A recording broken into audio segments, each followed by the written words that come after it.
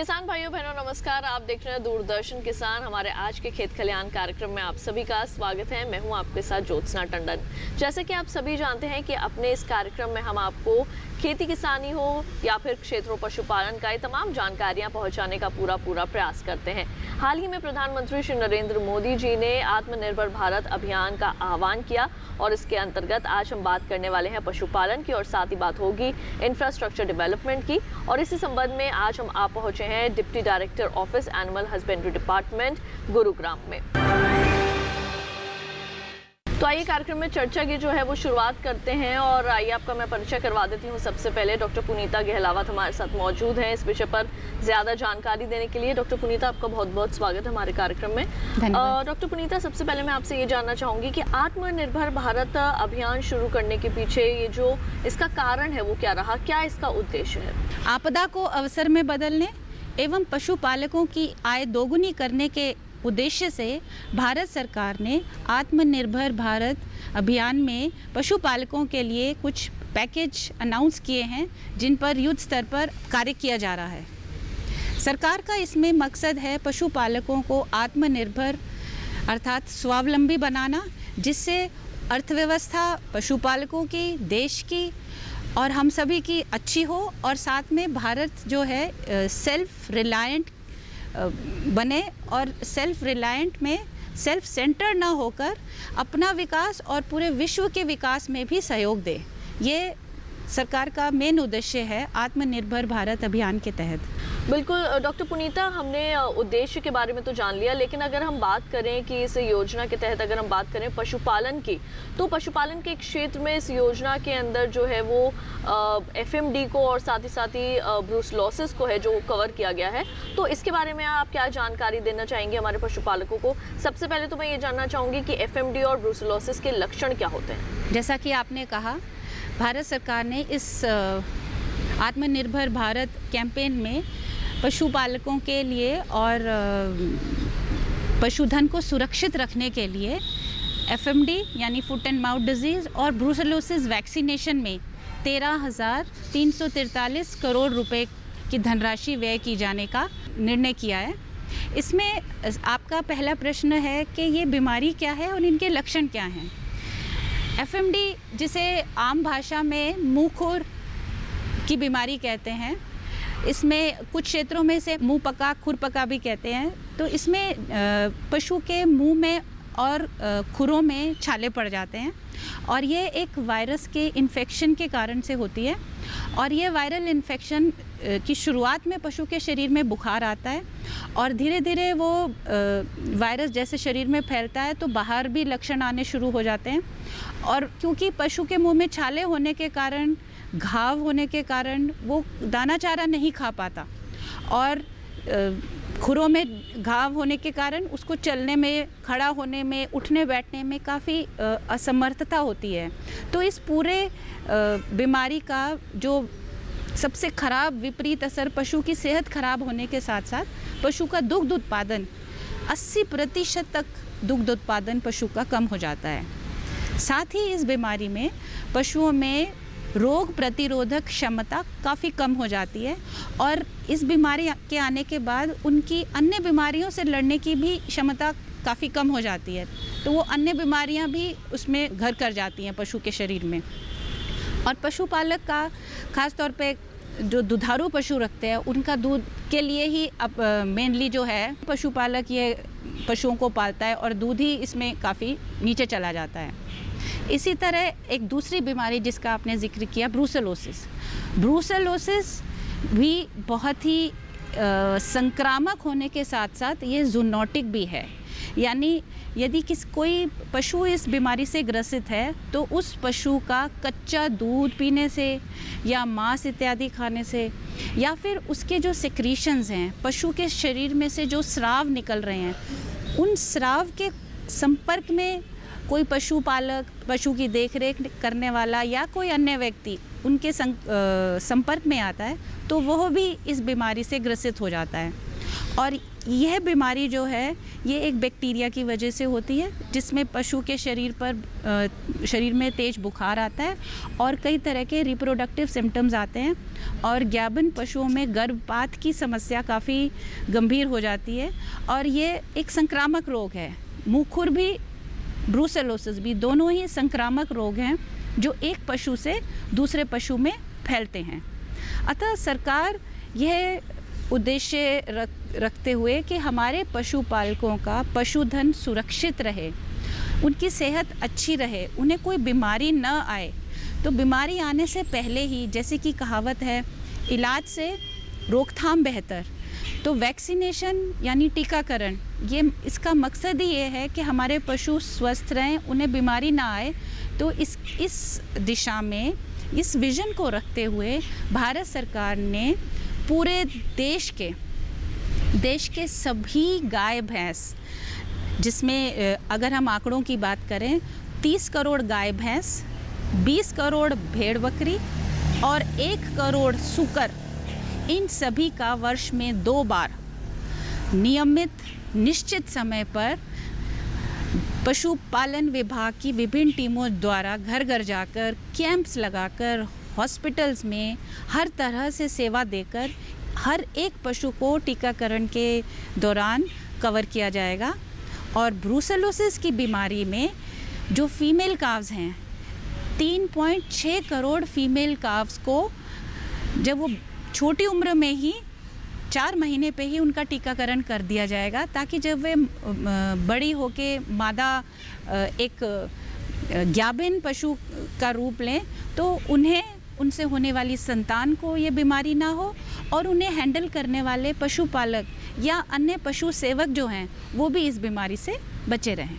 बिल्कुल, तो जैसे अभी आपने यहाँ पे ब्रूसेलोसिस और एफएमडी के लक्षणों के बारे में बताया, साथ ही बातों बातों में आपने टीकाकरण का भी जिक्र किया, तो डॉक्टर पुनीता यहाँ पे ये भी जानना चाहूँगी कि ये कहा जा रहा है कि 100% जो है वो एफएमडी को ख़त्म करना है टीकाकरण के ज़रिए, तो इस योजना के तहत आप इसके बारे में क्या जानकारी देना चाहेंगे? भारत सरकार का ये उद्देश्य है कि हमारे इस बीमारी को, ख़ास तौर पे ये जो मुँहखुर की बीमारी है, हमने जैसे जिक्र किया, इस बीमारी में पशु बीमार होने के साथ साथ ये संक्रमित करता है और पशुओं को। तो यदि घर के एक पशु को ये बीमारी है तो अन्य पशुओं को, और एक मोहल्ले से दूसरे मोहल्ले और पूरे गांव में भी बीमारी फैलने का खतरा हो जाता है, जिससे बहुत ज़्यादा आर्थिक संकट पशुपालक के ऊपर आ जाता है।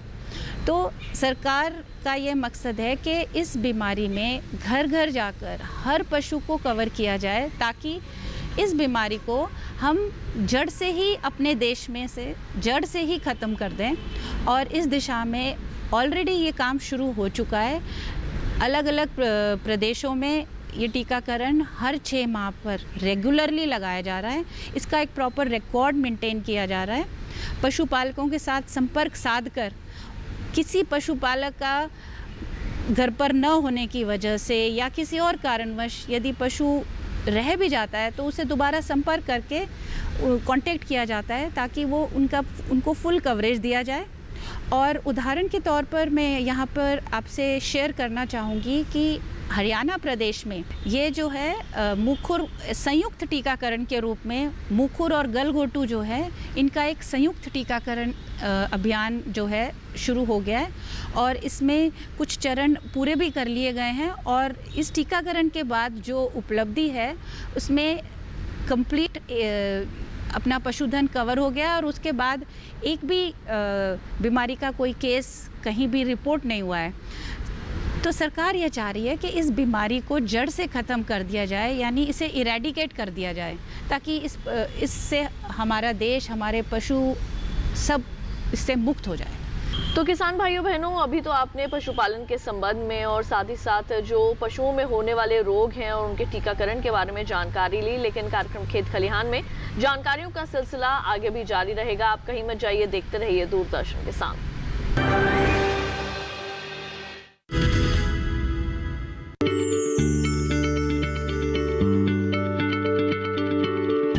क्या आप किसी बीमारी से परेशान हैं? चाहते हैं डॉक्टर की सलाह? तो हम हैं आपके साथ, बताएंगे आपको जीने की राह। समस्याएं आपकी, समाधान देश के मशहूर विशेषज्ञों के। घर बैठे बात करें देश के जाने माने डॉक्टरों से। हमारे लाइव प्रोग्राम स्वस्थ किसान में हर शनिवार शाम 6 बजे से 7 बजे तक।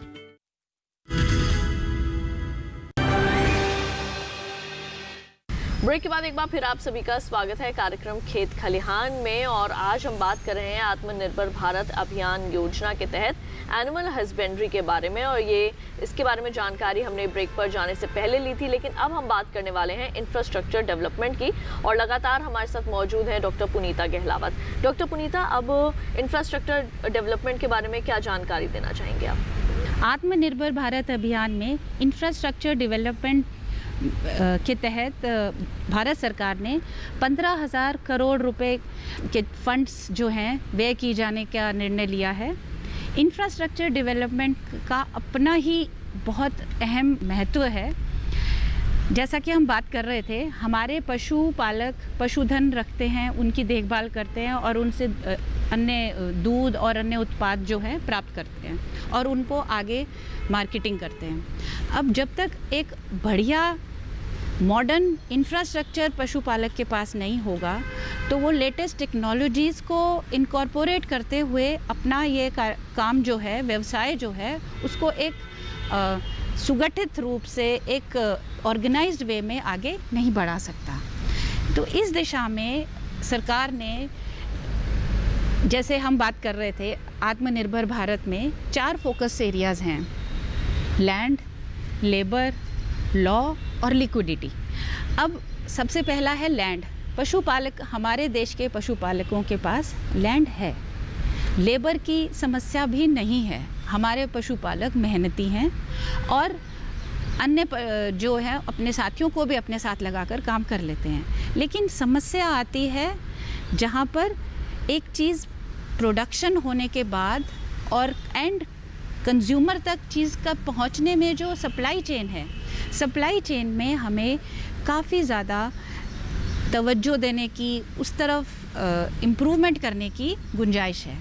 इंफ्रास्ट्रक्चर डेवलपमेंट फंड में एक अहम कंपोनेंट है जिसमें सप्लाई चेन के ऊपर काफ़ी काम किया जा रहा है और इसमें जो प्राइवेट निवेशक हैं उनको भी आमंत्रित किया गया है। यदि वो कोई अपना इससे संबंधित कोई प्लांट लगाना चाहें, मिल्क प्रोसेसिंग प्लांट लगाना चाहें या वैल्यू एडिशन का काम अपना करना चाहें, तो वो अपने डेवलपमेंट फंड के तहत वो इन चीज़ों को अपना एस्टेब्लिश कर सकते हैं। और जो पशुओं से दूध उत्पन्न होता है उससे कई तरह के प्रोडक्ट्स हैं जिनकी मार्केट में आज बहुत डिमांड है। दही है, घी है, पंचगव्य हैं, उसके अलावा गाय के दूध की आजकल काफ़ी डिमांड है और गोबर से भी कई तरह के प्रोडक्ट बनाए जा रहे हैं।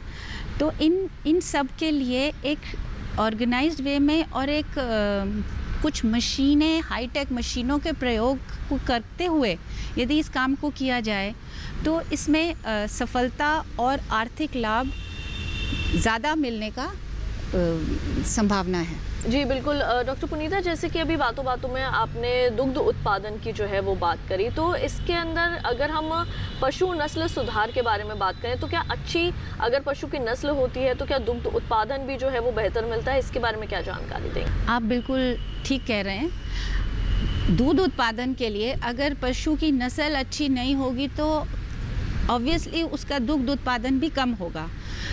पशु नस्ल सुधार का कार्यक्रम वर्षों से हमारे भारत देश में जो है सरकार द्वारा चलाया जा रहा है और इस क्षेत्र में समय के साथ साथ कुछ ना कुछ बढ़ोतरी और कुछ ना कुछ इम्प्रूवमेंट की जा रही है।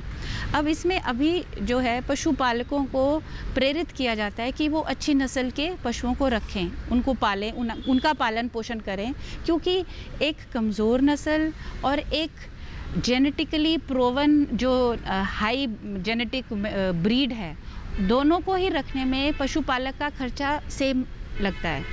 खर्चे में कोई फ़र्क नहीं होता, लेकिन उसकी जो आउटपुट होती है, पशुपालक को जो उसका लाभ होता है वो कई गुना ज़्यादा होता है अगर उसने एक अच्छी नस्ल का पशु रखा हो, क्योंकि अच्छी नस्ल का पशु का बीज भी अच्छी नस्ल का ही तैयार होगा, आने वाली संतान भी अच्छी नस्ल की होगी, साथ ही उससे आने वाला जैसे दूध है, उसका दूध उत्पादन भी ज़्यादा होगा। नस्ल सुधार में सबसे पहले यदि पशुपालक के पास कोई गाय है या भैंस है तो सबसे पहले उसे गाभिन करने के लिए अच्छी नस्ल का टीका जो है वो प्रदेश में, भारतवर्ष में कई जगह बहुत अच्छे फ्रोज़न स्पर्म स्टेशंस, जिन्हें सांड आश्रम कहते हैं, वो चलाए जा रहे हैं, जहाँ पर उच्च कोटि के सांड, उच्च कोटि के बुल्स, उच्च कोटि के काऊ बुल्स और बफलो बुल्स को रखा जाता है, पाला जाता है, उनको तैयार किया जाता है, बीज के लिए तैयार किया जाता है, और उस बीज को बहुत ही साइंटिफिक तरीके से उसको कलेक्शन, प्रोसेसिंग, फ्रीजिंग और फिर ट्रांसपोर्टेशन के माध्यम से पशुपालक के द्वार तक पहुंचाया जाता है। और आर्टिफिशियल इंसेमिनेशन वो तकनीक है जिसके माध्यम से ये बीज जो है मादा के शरीर में उचित समय पर रखा जाता है।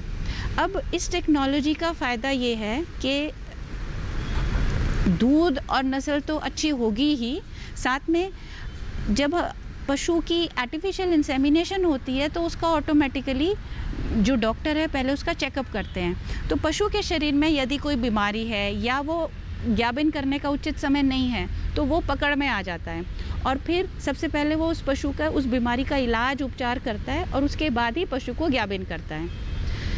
एक तो ये बात है। दूसरा, अभी भारत सरकार में कई तरह की स्कीम हैं। उदाहरण के तौर पर हरियाणा प्रदेश में अच्छी नस्ल के जो पशुपालक रख रहे हैं, अच्छी नस्ल के पशु को रख रहे हैं, उनको बढ़ावा देने के लिए, उनको बढ़ोतरी और उनको प्रोत्साहन देने के लिए सरकार ने कुछ नस्लों के पशुओं के पशुपालकों के लिए इंसेंटिव का भी प्रावधान किया गया है। इसमें प्रमुखतः 2 स्कीम्स हैं। एक तो इंटेंसिव मुर्रा डेवलपमेंट स्कीम, जिसके तहत अच्छी नस्ल की मुर्रा, आप सभी जानते हैं कि मुर्रा जो है इसे ब्लैक गोल्ड ऑफ इंडिया कहा जाता है। तो ये हमारी धरोहर है जिसे विदेशों में भी इसको जो है अपनाने के प्रयत्न किए जाते रहे हैं, और विदेशों ने भी इसका बीज जो है हमसे आयात किया है। इस नस्ल में जो पशुपालक अच्छी नस्ल की मुर्रा भैंसों को पाल रहे हैं, उनके पशुओं का दूध नापा जाता है। 4 खड़ दूध नापने के बाद उसका एवरेज निकाला जाता है, और उस एवरेज के हिसाब से जो एक मापदंड रखे हुए हैं, उस मापदंड से ऊपर जिन पशुओं का दूध है, उन पशुपालकों को इंसेंटिव राशि प्रोत्साहन के रूप में डायरेक्ट उनके खाते में डाली जाती है। इसी तरह देसी गाय जो हैं, हरियाणा, साहिवाल, भिलाही, इनके लिए भी जो पशुपालक अच्छी नस्ल की गाय रखते हैं, जिनकी नस्ल बिल्कुल प्योर हो और अच्छा दूध हो, उनके लिए भी इसी तरह की इंसेंटिव राशि, इसी तरह जो है गौ संवर्धन स्कीम है, उसमें प्रावधान है, और बहुत सारे पशुपालक इनका हर साल इसका लाभ उठाते हैं और अपनी नस्ल भी अच्छी कर रहे हैं। साथ में अन्य पशुपालकों को भी सुझाव इसी तरह का देते हैं, तो उनसे एक मैसेज जो है पशुपालकों को स्प्रेड होता है। साथ ही एक नई जो तकनीक शुरू हो गई है, उसमें ऐसा बीज अब जो है सरकार द्वारा प्रोवाइड किया जा रहा है, जो गाय में कृत्रिम गर्भाधान में अगर वो बीज रखा जाए तो आने वाली जो संतान है 90% जो है वो बच्चियां ही पैदा होंगी, क्योंकि अब आधुनिकीकरण के बाद बछड़ों की आवश्यकता थोड़ी कम हो गई है, बैल वगैरह अब इतनी ज़रूरत नहीं रही समाज में। तो पशुपालक का मकसद गाय को रखने का सबसे मेन मकसद दूध के लिए है, और अन्य तो उत्पाद हैं ही, वो तो साथ में मिल ही रहे हैं। तो ताकि पशुपालक की जो गाय है उसकी होने वाली संतान बछिया ही हो, इसके लिए सेक्स्ड सीमेन टेक्नोलॉजी शुरू हो चुकी है, और उसके तहत पशुपालकों को कृत्रिम गर्भाधान के दौरान ये जो स्पेशल बीज है, इस बीज के माध्यम से गाय को हरा किया जाता है, आर्टिफिशियल इंसेमिनेशन की जाती है, और उसमें पैदा होने वाली बछड़ी 90% चांस होता है कि यदि मान लीजिए 10 गायों की एआई हुई है तो उसमें 9 जो हैं वो बच्चियां पैदा होती हैं। तो इससे पशुपालक का दूध भी बढ़ रहा है, आमदनी भी बढ़ रही है, नस्ल भी अच्छी हो रही है, उसको प्रोत्साहन भी मिल रहा है और वो अपनी धरोहर को आगे बढ़ा भी रहा है। जी डॉक्टर पुनीता, तो जैसे कि अभी आपने यहाँ पे तमाम जो जानकारियाँ हैं वो दी हैं कि पशु नस्ल सुधार के लिए जो है वो क्या क्या कार्य जो है वो किए जा रहे हैं। चलते चलते एक आखिरी सवाल मेरा आपसे यहाँ पे ये रहेगा, क्योंकि हम बात कर रहे हैं इंफ्रास्ट्रक्चर डेवलपमेंट के बारे में, तो अगर कोई पशुपालक जो है वो डेयरी खोलना चाहता है या किसी तरह का कुछ काम जो है वो करना चाहता है अपनी आय में बढ़ोतरी करने के लिए, तो क्या उसके लिए कोई सरकारी मदद जो है वो उनको मुहैया कराई जा रही है? जी हाँ, हमारे पशुपालकों के लिए भारतवर्ष द्वारा एक तो सेंट्रली स्पॉन्सर्ड स्कीम्स हैं जो केंद्र सरकार के माध्यम से सभी प्रदेशों में लागू की गई हैं। साथ में हर स्टेट की भी अपनी स्कीम्स हैं जिसमें पशुपालकों को जैसे उनकी आवश्यकता हो, क्योंकि कुछ पशुपालक हैं वो छोटी डेयरी लगाना चाहते हैं, कुछ हैं जो ऑलरेडी इस व्यवसाय में कई सालों से हैं और अब वो अपनी डेयरी को आगे बढ़ाकर हाईटेक डेयरी, बड़ी डेयरी के रूप में उसको परिवर्तित करना चाहते हैं। तो दोनों ही किस्म के और मध्यम वर्ग के जो पशुपालक हैं, तो सबके लिए जो है सरकार ने बहुत ही अच्छी स्कीम्स जो हैं स्टार्ट की हुई हैं।